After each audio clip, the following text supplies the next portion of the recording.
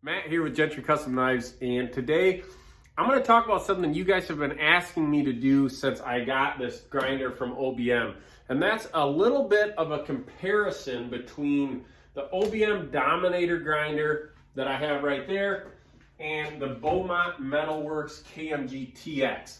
Now, before I get into this video, these grinders, you know, they're both the top dog from each company, okay? But this one comes in a lot cheaper than the KMG TX. So kind of before I get into this, I have nothing bad really to say about either of these grinders. They're both awesome machines. Both companies have worked with me and helped me out a lot. So I in no way am trying to start any sort of problems or anything like that. I just want to show you guys kind of some of the differences with each of these grinders and maybe help you guys make a decision if you're in the market for buying a complete grinder like these, and kind of see maybe which one you guys would want to go with. So let's jump into it. All right, so to start with this whole thing, if you guys haven't followed the channel or you're new to the channel, I'm a full-time knife maker. I've been doing it now for 4 or 5 years, and the difference between this video and a lot of videos is I'm not a YouTuber that makes knives. I build knives full-time. That's my job. And I put out YouTube content for new makers to kind of learn a lot of specifics about this whole thing. And that's why I wanted to put this video up, because it's very unbiased and it's from somebody that uses their equipment every single day, kind of my perspective on it. So I think it's kind of important, rather than just looking at a YouTuber that makes knives for YouTube. I do this full time. I really use and abuse all of my equipment. So I think to start, let's talk about the price point, okay? Don't fully quote me on where the prices are now, because everything's changing daily. But now the OBM Dominator grinder, I believe comes in about $1,800, $1,700, somewhere in there. I'll put links below to both these grinders so you guys can check out the technical specs and all that stuff on it. I'm not going to cover that.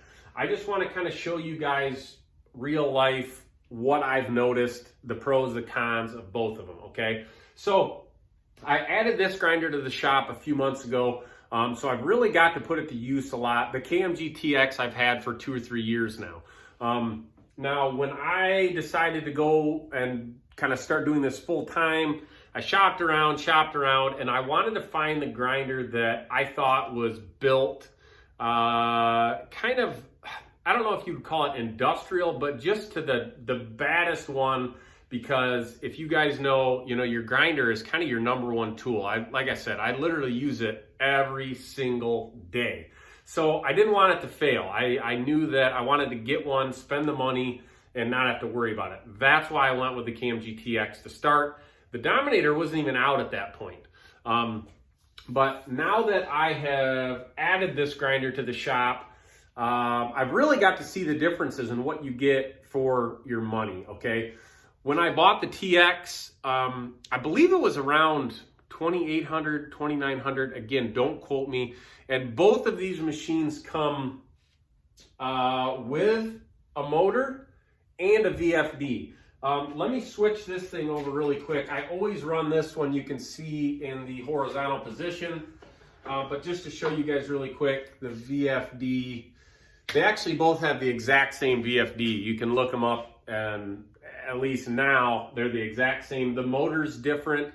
Don't ask me about the quality of them. I don't know. I haven't had any problems with either of the motors. I believe they're both rated at 2 horsepower-ish on a standard 120 volt outlet, which is how I have these set up. To kind of get into it, I have been running this grinder solely horizontal. I use it for a lot of handle shaping, contouring, stuff like that. And that's the reason I added this grinder. I use the TX for all my bevel grinding, and I actually don't even ever turn this one in the horizontal position anymore. It might sound silly, but when you're doing a lot of production kind of quantity, you'll realize how nice it is to have a grinder set up for each thing.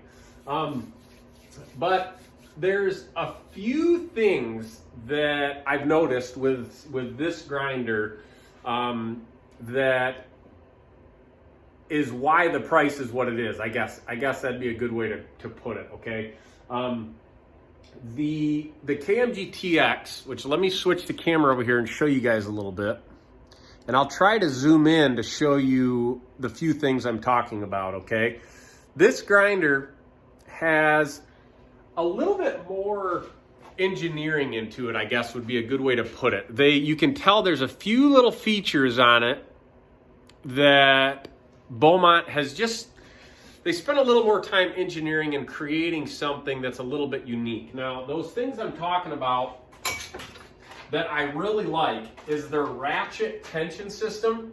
You can hear it. That's how you create your belt tension. So to put a belt on this grinder, okay, you throw your belt on. Obviously, this is down.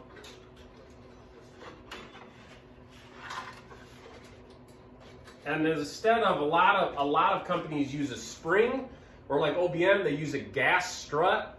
This one you go, and you can see it gives really good tension. Now, if you can, like I said, go to the website and look at close-up pictures, but it has these teeth in here that lock in, and at first when I got this grinder, I was nervous that those teeth would maybe wear out. It's a very unique design, but I absolutely love it.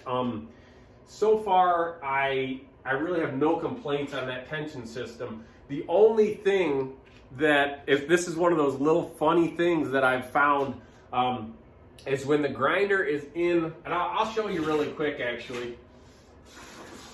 When the grinder is in the horizontal position with the TX, okay, so I'll switch it over really quick, show you. And you put a belt on here, let's say, and you go to add tension to it. Getting your tension put on while it's in the horizontal position is kind of a little bit funny, okay? And honestly, that's one of the reasons why I decided to leave this as my vertical and this is my horizontal machine, because getting belts tensioned properly on that one while in horizontal is easier. Now, this is very specific and, it's very nitpicky, but that's what this video is about, is just showing you the few little things that I've found, what I like versus what I don't like, okay? Like I said, I run this in the vertical position all the time, so it's not an issue, and really, you get used to it. But, like I said, I'm just being really specific here, okay? So, I really love their tension system. I think it's just super unique to the TX, and it's fantastic, okay? The other thing that I really like about the TX that's unique is, all these grinders use the same tooling arm. I believe it's a 1.5-inch tooling arm. Now, if you look at this tooling arm, okay, which this is just my flat platen, you can see I use this thing, I've used just so much, okay? And if you have a 2x72, you'll see this is all smooth and clean, okay?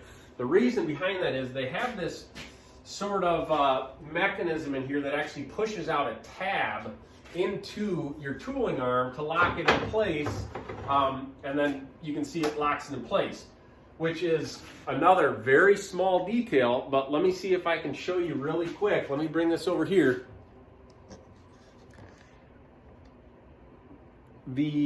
This grinder, let me pop this belt off really quick. Okay, that's my work rest. This is my small wheel attachment. Now I'm going to pop this out and show you guys something. See this right here, okay? You can feel it. That's where that tension from these goes through, and it's basically just the threaded end of that knob that pushes on your tooling arm and creates tension on there. And you can already feel where there's a little groove in it. And I mean, it would take a lot of use, but after a while, you'll wear out tooling arms that way. Now, that's another one of those really small little details that the TX has that I like. I think it's just super cool and very, useful. And at the end of the day, it's that longevity aspect of it that I like. Now, again, I've used that grinder for years. I have had zero problems with it, okay? I haven't had to do anything with it. And, so far, so good on the OBM. Now, The other thing this is just very, very detailed kind of little things that you'll see. And I'm actually going to show you guys something kind of interesting right now. Is if I take a caliper or whatever you call these things, okay, and you go to the main frame of this thing, okay, it's made out of 1/4 inch plate steel, okay, on the OBM. Let's go over to the TX. Hopefully this camera movement isn't making you guys sick.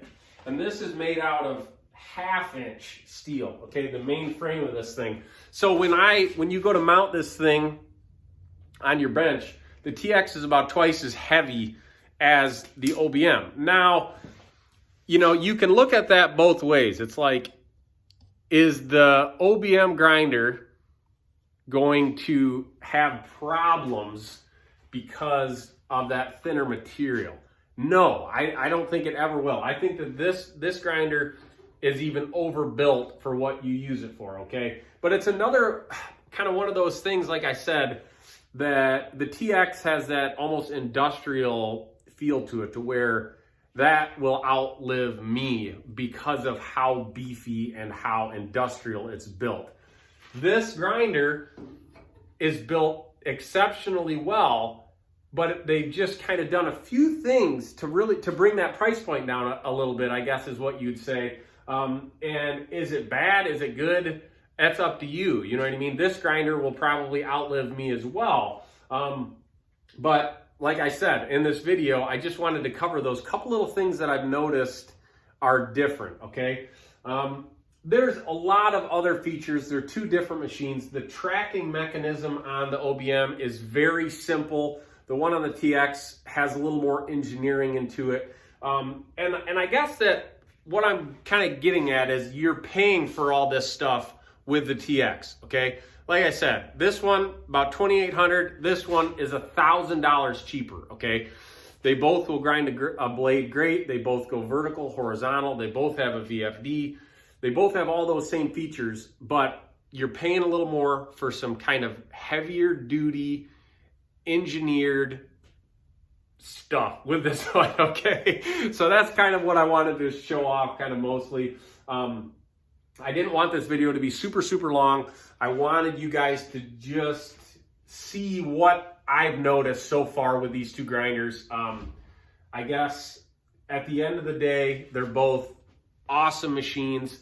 I think I put a video up a month or 2 ago, and I wasn't bad-mouthing grinder companies specifically, but I was saying that a lot of people are kind of falling into this trap of buying certain grinders that get marketed and marketed and marketed, and they're not necessarily the best option. And the ones I'm talking about are the ones that you have to actually assemble when you get them, and they're super expensive. I was not talking about the housework grinder, which is super popular right now.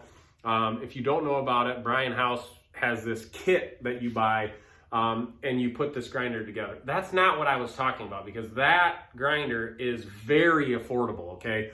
I'm talking about the companies that market a grinder that are more expensive than this OBM, and you have to still put them together and paint them and all this stuff, which I think is just outrageous. If you guys are in the market for a grinder and you're on a really, really, really tight budget, I highly recommend checking out that housework grinder.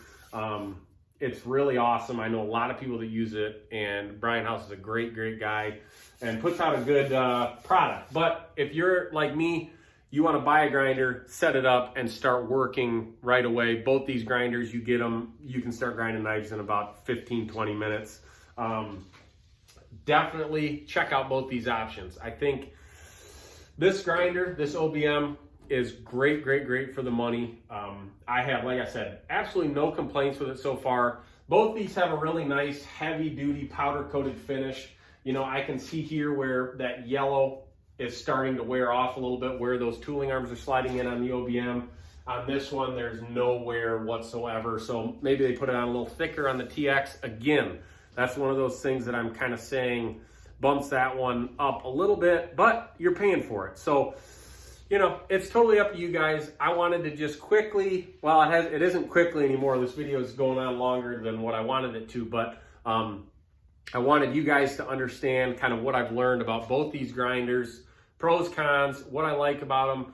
I'm super happy with both of them.